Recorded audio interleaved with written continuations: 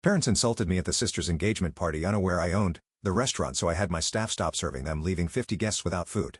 I never thought I'd be sharing this story, but here I am, 30 years old and finally ready to tell it. My name is Erica, and this is how my life changed forever when I was 13. Back then, we were what you'd call a normal family. Just mom, dad, and me living in our cozy house on Maple Street. Dad worked in construction and mom was a part-time bookkeeper. We weren't rich, but we were happy. Everything fell apart when dad had his accident. One minute he was heading to work on a regular Tuesday morning, and the next, well, he was gone. Just like that. Mom fell apart. I mean completely fell apart. She'd spend hours just staring at nothing, and I had to learn to take care of myself pretty quick. Erica, honey, she said to me one evening about 6 months after Dad died, I need to tell you something important. She was sitting at our kitchen table, fidgeting with her coffee cup like she always did when she was nervous. I've met someone. His name is Robert and he makes me happy again. I should have seen it coming really. The late night phone calls, her suddenly caring about her appearance again, the mysterious errands she had to run. But when she told me Robert would be moving in with us, along with his 6-year-old daughter Sarah, it still felt like a punch to the gut. But Mom, I protested, it's only been 6 months since Dad. I know, sweetie, she cut me off, her voice taking on that stern tone I'd started hearing more often. But life goes on. Robert is a good man and Sarah needs a mother figure. We can be a family again. A family. That's what she called it when Robert moved in 2 weeks later, bringing boxes of his stuff and his daughter who looked at our house like it was some kind of fairy tale castle. Sarah was this tiny thing with blonde pigtails and big blue eyes, exactly the kind of cute little girl my mom had always wanted.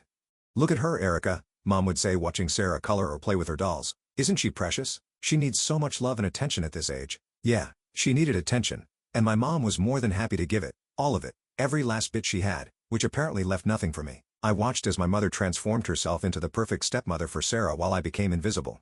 The first time I really understood how things would be was during dinner, about a week after they moved in. Robert's mother had come over, this woman who would become the bane of my existence. She took one look at me and said, "Oh, what a big girl you are." Then she reached over and pinched my cheeks so hard I wanted to scream. "Such a pretty face," she cooed, her fingers digging into my skin like claws.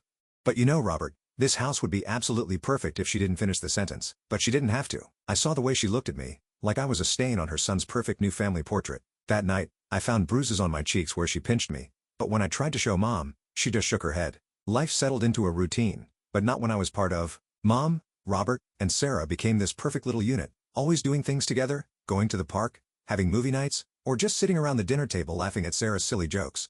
Meanwhile, I got shipped off to Mom's friend Janet's house more and more often. "Erica, honey," Mom would say, not quite meeting my eyes, "Janet needs help with little Emily today. You don't mind, do you?" So often I go to Janet's house where at least someone seemed happy to see me.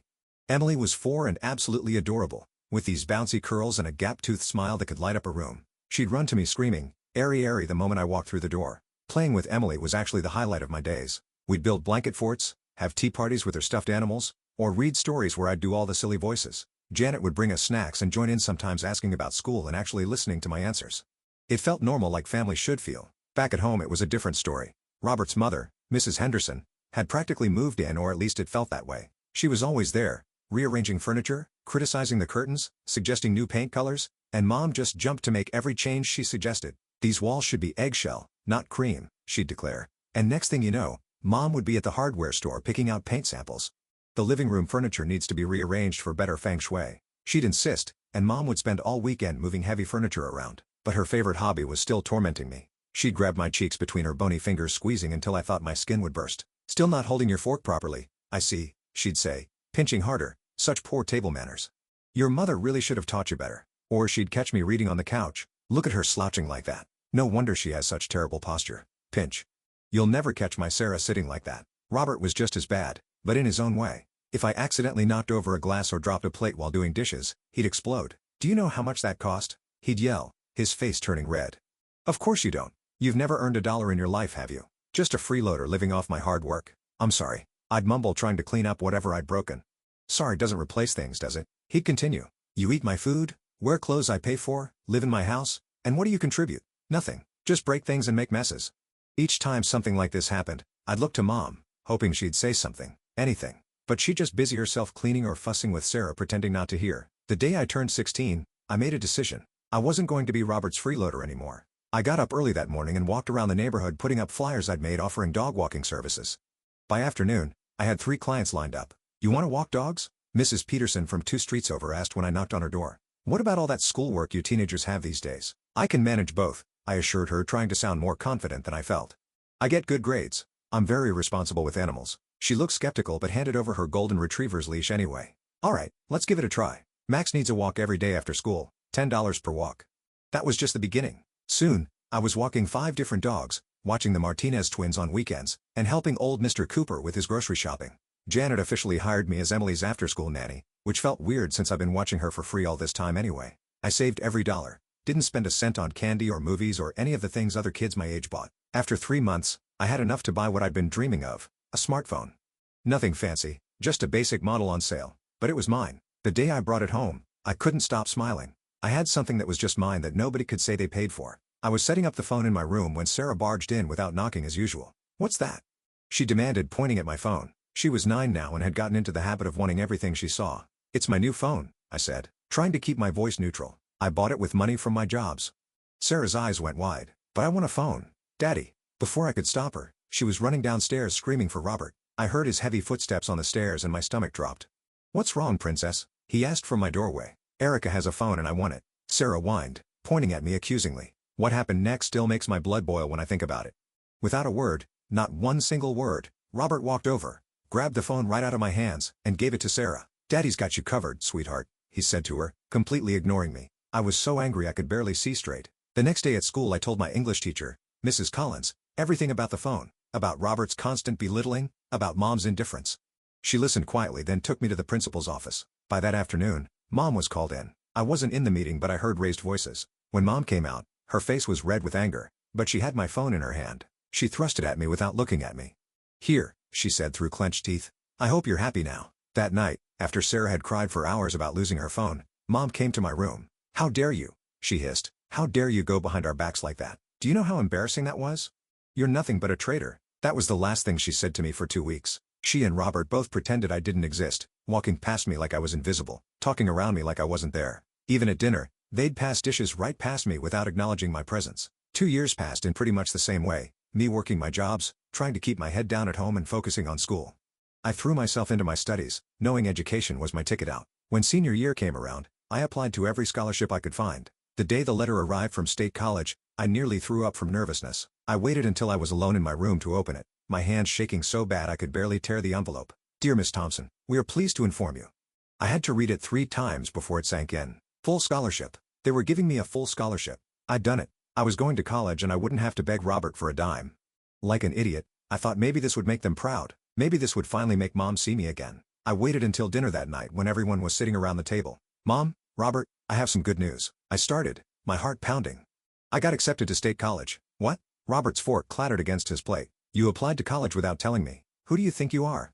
Living in my house, eating my food and making decisions like this behind my back? But it's a full scholarship," I tried to explain. "You won't have to pay anything." "Damn right, I wouldn't pay anything," he spat. "Not a single cent for an ungrateful freeloader like you, always sneaking around, always plotting something." I looked at Mom desperately. She was staring at her plate, pushing food around with her fork. "Mom," I pleaded, "please say something. Why aren't you standing up for me?" She finally looked up, but her eyes were cold. "Why should I? You've never shown any respect for this family. You've never accepted Robert. All you've done is try to destroy my marriage from day one." Respect. I felt something snap inside me. All the years of hurt and anger came pouring out. Respect him? He's a bully and a terrible person. There's nothing to respect. The slap came out of nowhere. 1 second I was standing there shaking with anger. The next my cheek was stinging and Mom was standing in front of me, her hands still raised. "Get out," she whispered. Then louder, "Get out of my house."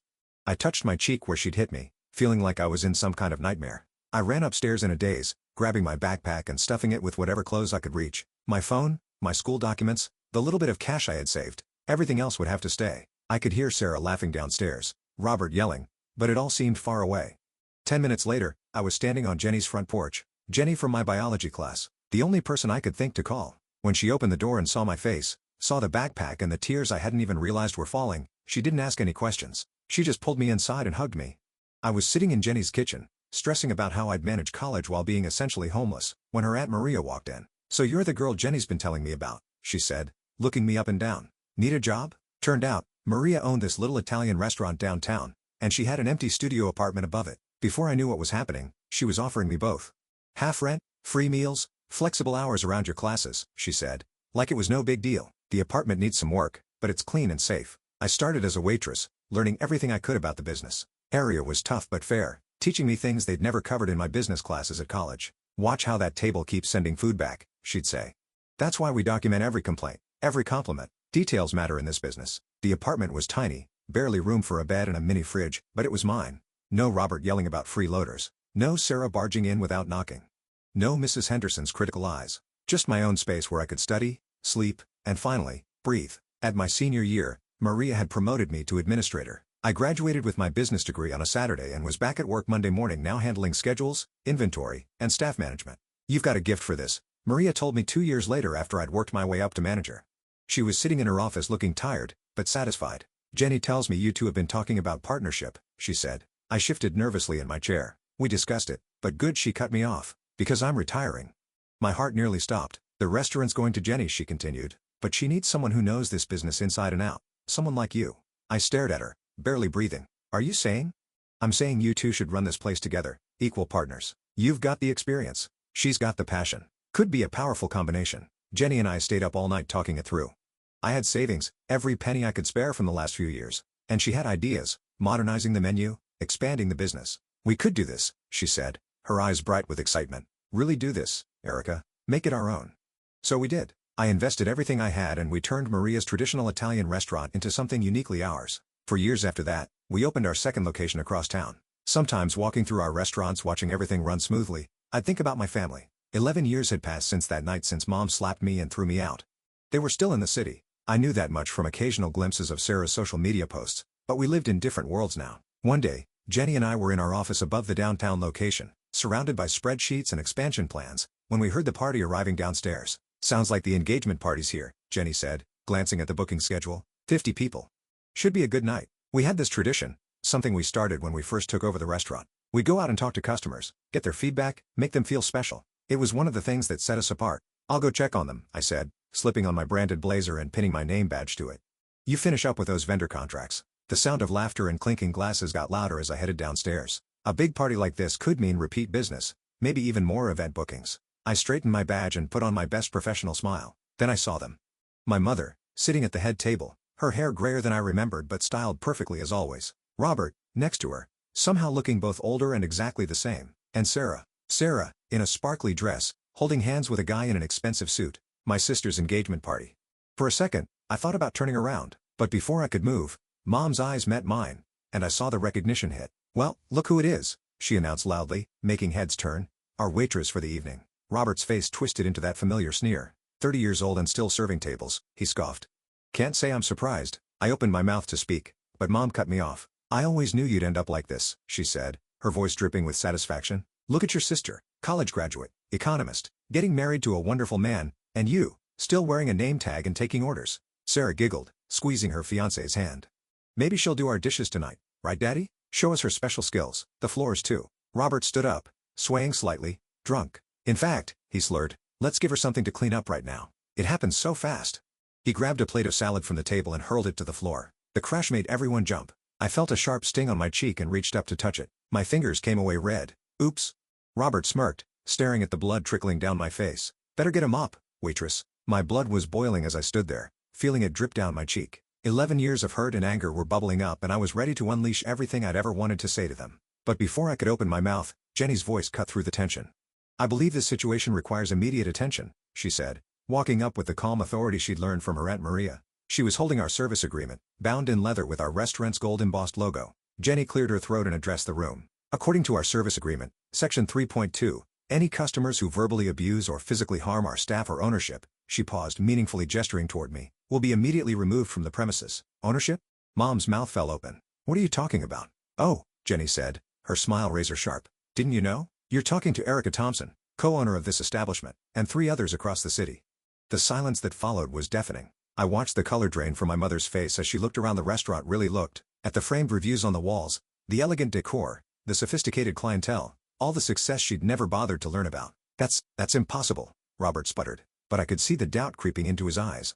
Jenny wasn't finished. "Furthermore," she continued, "in cases of assault, we reserve the right to terminate service immediately without refund." She turned to me. "Erica, your call?" I straightened my blazer, wiped the blood from my cheek with my sleeve, and I found my voice. "Clear the tables," I commanded our staff. "All 50 guests need to leave now." The waiters sprang into action, efficiently removing plates and glasses. That's when I heard the familiar screech. Mrs. Henderson, Robert's mother, clutching her plate of pasta like it was solid gold. "You can't do this," she shrieked exactly the same way she used to screech about my table manners while pinching my cheeks. "This is my son's daughter's engagement party." One of our waiters, Miguel, tried to take her plate, but she yanked it back, sending sauce flying. "Help! Help! They're attacking me!" Robert lurched forward, his face purple with rage. "Get your hands off my mother." He started toward me, fists clenched, but our security team was faster. 2 guards stepped between us while a third announced that the police were already on their way. Sarah had dissolved into tears, her perfect engagement party ruined. "Mom, do something," she wailed. The mom just stood there, mascara running down her face, looking lost. The woman who had once slapped me and thrown me out of my home now couldn't even meet my eyes. The next 30 minutes were chaos. The police arrived first, taking statements from multiple witnesses who'd recorded everything on their phones. Robert was handcuffed and let out, still shouting threats. The ambulance arrived next and a paramedic cleaned and bandaged the cut on my face while guests filed out, whispering among themselves. My phone rang 3 days after the incident. Unknown number. Erica. Mom's voice was softer than it had been at the restaurant, almost pleading. "Please don't hang up." I waited, saying nothing. "Look about Robert. The police are pressing charges. You need to drop them. He could lose his job over this." "No," I said simply and hung up. Within hours, the social media attacks began. Mom's first post was long and dramatic, painting herself as the victim of a vindictive restaurant owner who'd ruined her precious daughter's engagement party. The comments filled with sympathy for her, people vowing never to visit our restaurants. Then Sarah joined in, writing about her psychotic stepsister who couldn't stand to see her little sister happy. The post spread quickly through local community groups. Jenny found me staring at my phone reading the lies. "You know we have it all on video, right? The security system Maria installed years ago automatically zooms in and records audio when it detects raised voices or aggressive movements." The footage was crystal clear. You could hear every word. Robert's threats, Mom's insults, the crash of the plate, Mrs. Henderson screaming. I posted it in the comments of Mom's rant with a simple message. "Here's what actually happened." The video exploded overnight. Other guests from the party started posting their phone recordings too. Someone had captured the perfect angle of Miguel trying to clear Mrs. Henderson's plate, her face contorted with rage, pasta sauce flying everywhere, his professional calm never wavering. That clip alone got millions of views. Restaurant drama started trending locally, then nationally. Food blogs picked up the story. Family crashes engagement party at daughter's own restaurant made headlines. Comment sections filled with people sharing their own stories of family estrangement and toxic parents. The consequences came swiftly. Robert's company, already embarrassed by his arrest, couldn't ignore the viral video of him assaulting his stepdaughter at her own business. They quietly moved him to a lower position. The court fined him heavily for assault and property damage. Mom tried damage control, deleting her posts, but screenshots lived forever. Sarah's wedding venue canceled on her not wanting to be associated with the scandal. Mrs. Henderson became a meme.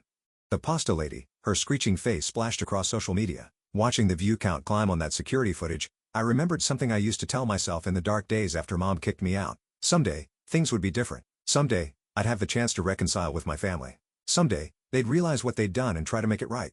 But seeing them in my restaurant that night, watching them try to humiliate me, even after all their success, even after all these years, I finally understood. Some things can't be fixed. Some bridges aren't meant to be rebuilt. The video ended up being good for business, but that wasn't why I kept it pinned to my profile. I kept it there as a reminder both for myself and for others that sometimes the happy ending isn't about forgiveness or reunion.